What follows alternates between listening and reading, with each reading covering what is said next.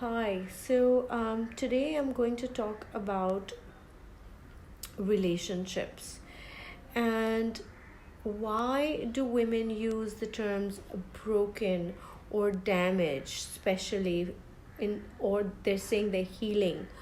Why do they use this terminology? Okay, first of all, when you I'll dive right into it. Get into a relationship with someone, it's a very intimate connection.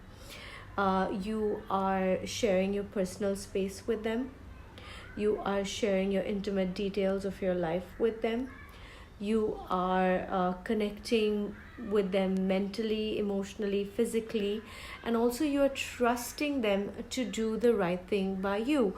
Otherwise, you wouldn't get into a relationship with them, or you wouldn't try to make the relationship happen with them.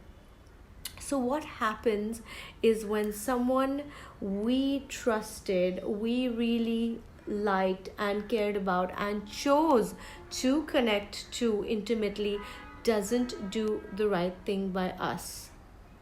So, people who come from a little bit of a damaged background or a trauma based background, there's a tendency to, instead of understanding that the problem is the other party, they take the blame on themselves.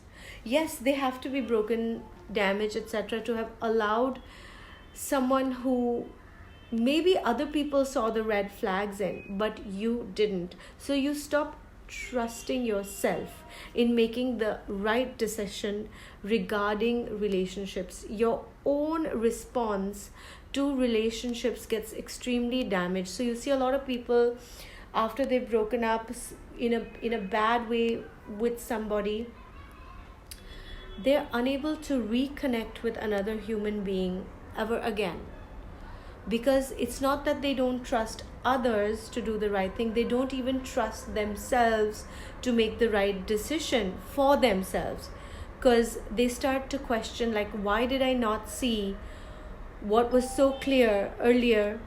To a lot of people, why didn't I see it?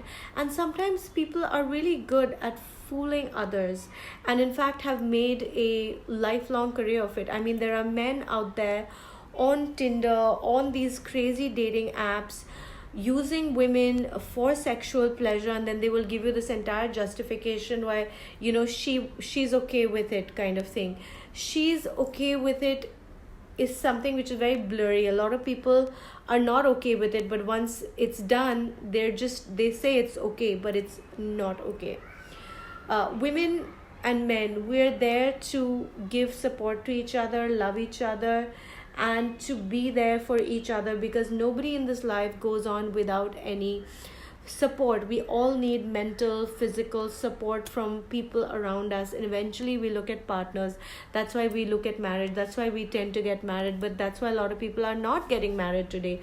They've been through traumatic relationships, or they've seen trauma in their house where they're not able to get over. They don't have a model for a good relationship. They've seen their parents fighting all the time. They come from a household that's the parent was not a good caretaker or a good caregiver, so they don't trust another human being to be a good caretaker or a caregiver.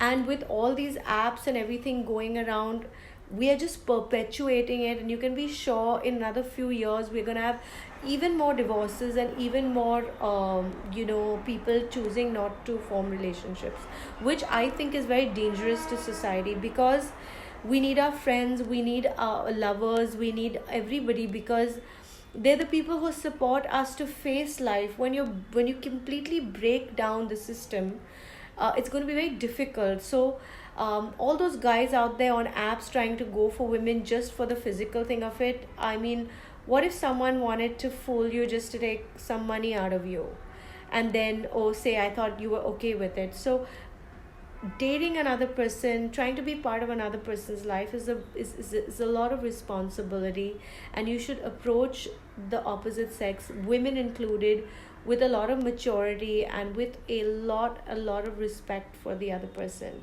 This is all for now. This is my little service on YouTube. Please follow me and don't forget to subscribe. Thank you.